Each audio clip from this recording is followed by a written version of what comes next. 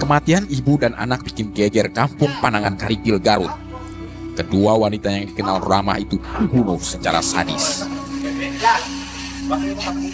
Ada pemilihan. Lagi ada pemilihan. Berbekal handphone korban dan sejumlah keterangan saksi, polisi mudah mengungkap siapa pelaku pembunuhan sadis. Si wanita ini sudah hamil 8 bulan, tentunya mesti akan minta pertanggungjawaban. Itu kita dapat dari beberapa SMS yang sudah kita dapat dari handphone si korban. Kemudian adanya janjian antara korban dan pelaku yang akan menjemput di rumah. Jadi dari sini kita bisa lihat bahwa pelaku.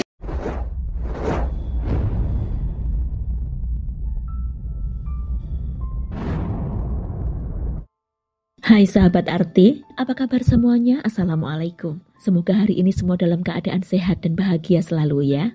Terima kasih yang sudah klik dan nonton video ini. Mart Azanul Ihwan adalah seorang anggota TNI berpangkat prajurit 2 atau Prada, kelahiran Padang 1 Maret 1990, yang saat itu berdinas di Satuan Yonif 303 Kostrad Garut. Kisah bermula pada November 2011 saat Prada Ihwan sedang mengikuti tes tamtama kesehatan di Garut. Ia dikenalkan oleh rekannya yakni Pratu Saptono kepada pacarnya Sinta Mustika. Sinta pacar Pratu Saptono ini saat itu masih berusia 17 tahun ya. Kala itu mereka bertiga yakni Saptono, Sinta dan Ihwan sempat ngobrol bertiga. Lalu setelahnya Prada Ihwan dan Sinta saling tukar nomor HP tanpa setahu Pratu Saptono. Diam-diam Ihwan naksir pada Sinta yang berwajah cantik yang merupakan pacar rekannya sendiri, meskipun sebenarnya Ihwan pun sudah punya pacar. Sinta Mustika merupakan warga kampung Saroja, Desa Mulyasari, Kecamatan Bayongbong, Kabupaten Garut. Ia kala itu adalah mahasiswi baru di Sekolah Tinggi Ilmu Kesehatan Karsa Husada Garut jurusan kebidanan. Beberapa hari kemudian, Ihwan yang pertama kali mengirim SMS kepada Sinta mengajaknya ketemuan di alun-alun kota Garut. Dalam pertemuan itu mereka ngobrol santai, sempat makan siang berdua sambil bercanda, layaknya sejoli yang sedang kasmaran. 5 hari setelahnya, Prada Ihwan kembali mengajak Sinta untuk ketemu di tempat yang sama, yakni alun-alun kota Garut. Setelah makan, Ihwan mulai merayu Sinta untuk diajaknya ke tempat kosnya. Jadi Prada Ihwan ini sebenarnya lebih sering tinggal di asrama militer ya, tapi ia juga memiliki satu tempat kos yang ditempatinya di hari libur saja. Dengan boncengan motor mereka lalu menuju tempat kos Ihwan, lalu diam-diam masuk kamar. Di dalam kamar itu mereka berjumbu, layaknya sepasang kekasih hingga kebablasan melakukan hubungan intim. Hari itu sebelum pergi dari kos Ihwan, Sinta ini sempat berpesan pada Ihwan ya, agar Ihwan tak menceritakan pada siapapun jika mereka telah berhubungan badan. Sebab bagaimanapun juga, ia adalah pacar dari Pratu Saptono, rekan Ihwan sendiri.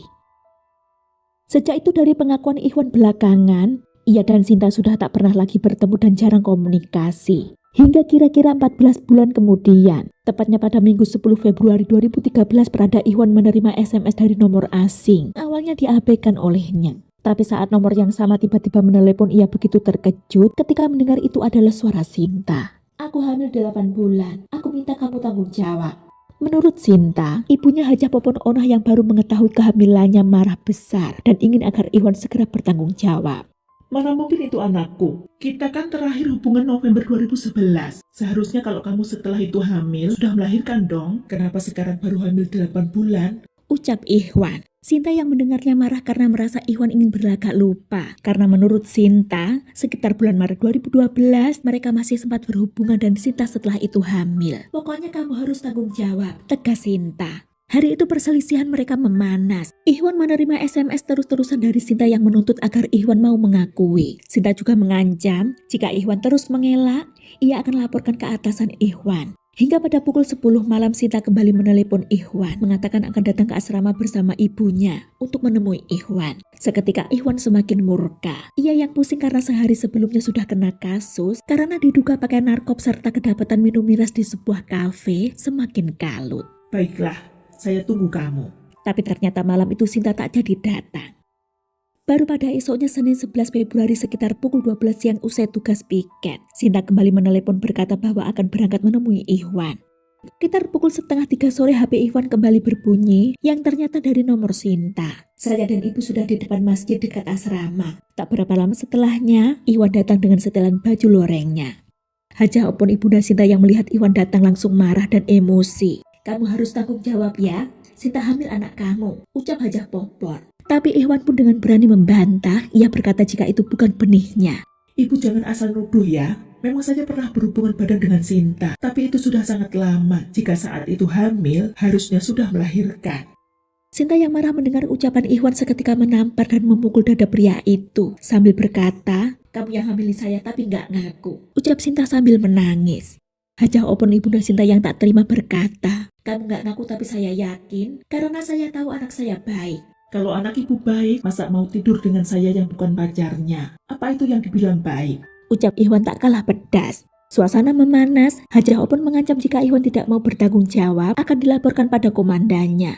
"Akan kuhancurkan kamu sekalian," ucap Hajah Opon. Seketika Ikhwan yang panik pun hilang kesabaran. Bisa gawat, apalagi Sabtu malam ia habis pakai narkob. Kalau sampai dilaporkan dan ketahuan habis sudah. Tidak ada yang boleh hancurkan karirnya, batin Ikhwan.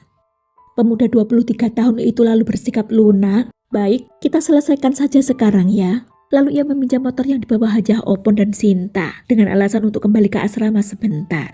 Di kamar asrama, ternyata Ikhwan mengambil pisau sangkur komando di lemarinya, diselipkan ke balik baju di pinggangnya, lalu kembali menemui Sinta dan ibunya. Selanjutnya Ikhwan meminta keduanya naik ke boncengan motor. Dengan berboncengan 3 perada, Ikhwan membawa mereka ke arah perkebunan sayur yang ada di Kampung Managan Karigel, Desa Sukawargi, Kecamatan Cisurupan, Garut. Warga kampung yang melihat motor itu melintas tak merasa curiga ya, sebab jalanan kampung itu memang sehari-hari kerap dilewati oleh TNI. Setibanya di sekitar kebun milik warga, motor dihentikan. Saat itulah Ikhwan meminta Sinta menunggu, sementara dirinya mengatakan ingin bicara empat mata dengan Hajah Opon, ibunda Sinta.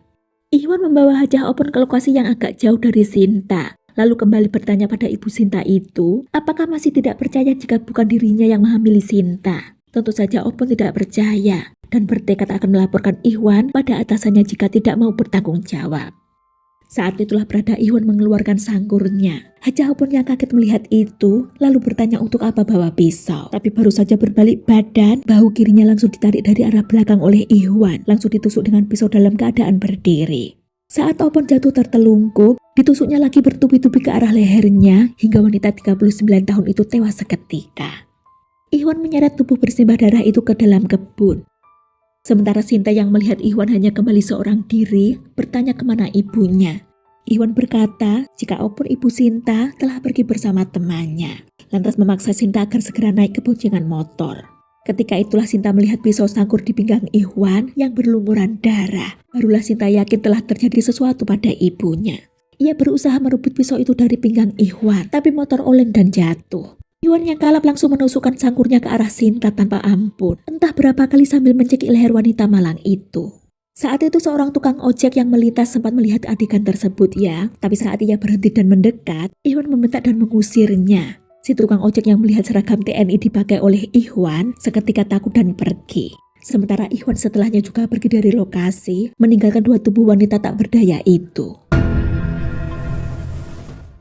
Si tukang ojek yang sempat melihat kejadian itu ternyata melapor pada warga ya, mengatakan jika ada TNI yang menganiaya seorang wanita di sebuah kebun.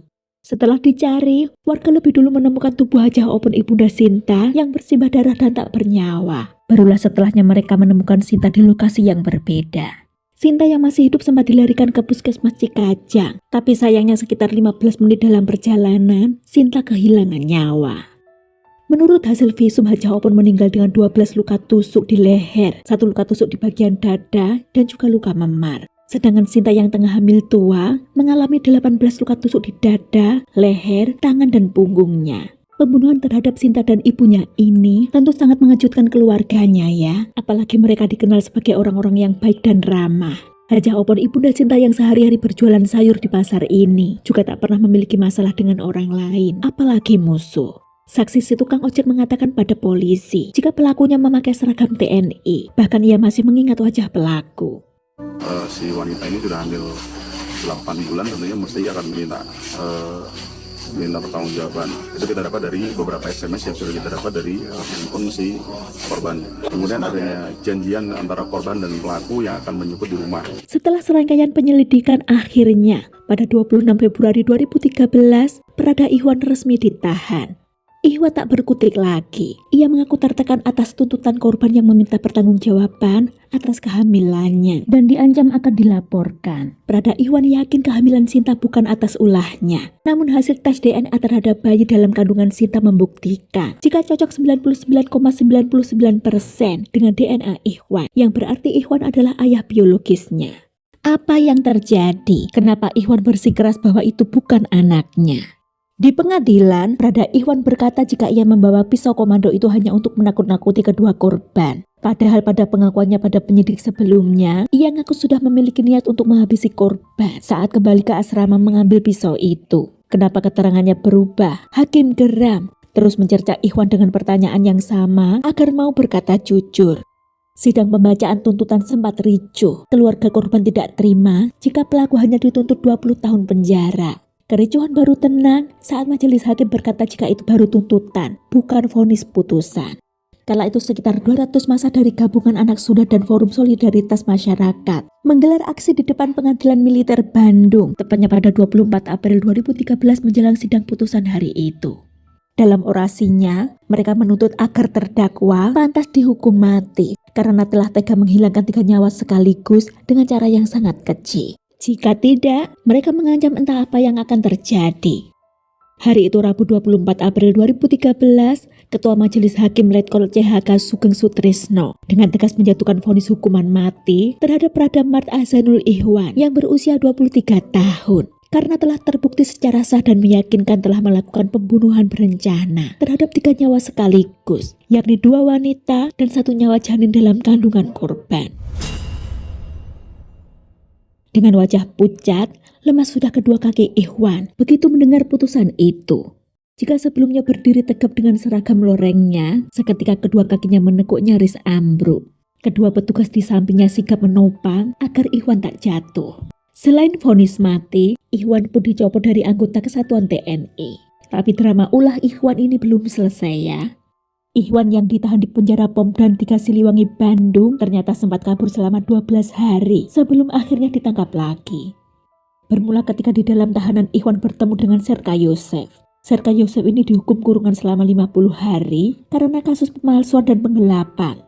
Kepada Serka Yosef, Ikhwan sempat curhat jika ia memiliki 2 pacar bernama Evelyn dan Rizka.